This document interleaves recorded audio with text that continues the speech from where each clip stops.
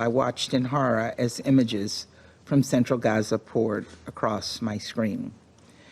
Images of what appeared to be displaced civilians burning alive following an Israeli airstrike. There are no words, simply no words to describe what we saw. The U.S. envoy is opening salvo to the Council after an Israeli strike earlier this week on a hospital compound in Deir al-Balah saw a tent encampment for displaced civilians engulfed in flames, killing 4 people, just a fraction of the estimated 400 Palestinians killed in Gaza in just 1 week. Responsibility to do everything possible to avoid civilian casualties, even if Hamas was operating near the hospital in an attempt to use civilians as human shields.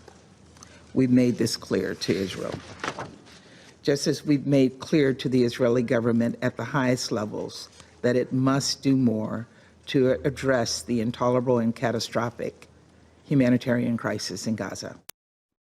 While she pointed to some aid having entered northern Gaza for the first time in several weeks, she argued that it was not enough, after the U.S. warned Israeli authorities that it must take steps within the next 30 days to improve the humanitarian access or face potential consequences in relation to U.S. military aid. We know that commitments must be followed through on, and that the progress we've seen since last week is insufficient. And so far apart, the United States will continue to make the following clear. Food and supplies must be surged into Gaza immediately, and there must be humanitarian pauses across Gaza to allow for vaccinations and the delivery and distribution of humanitarian aid. A quote-unquote policy of starvation in northern Gaza would be horrific and unacceptable and would have implications under international law and U.S. law. The government of Israel has said that this is not their policy, that food and other essential supplies will not be cut off, and we will be watching to see that Israel's actions on the ground match this statement.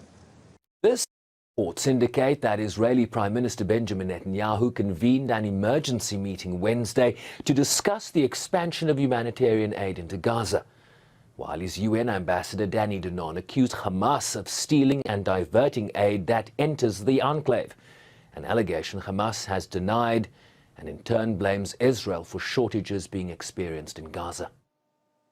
As the Council again heard about a traumatized population with no safe place to go. 3 of the 10 hospitals in North Gaza Governorate are now operational, and those only at minimum capacity. The facilities are facing dire shortages of fuel, blood, trauma treatment, and medications. Women are giving birth under heavy bombardment. For the 155,000 pregnant and breastfeeding women in Gaza, it is an exhausting and traumatizing experience, not knowing where and how to give birth or whether their child will survive. There is no antenatal care, there is no medication, and then there is hunger. Some 11,000 pregnant women are suffering hunger and malnutrition, putting not just their lives at risk, but also the lives of their newborn babies. She said no food aid entered northern Gaza from October 2nd until October 15th, as essential supplies for survival were running out.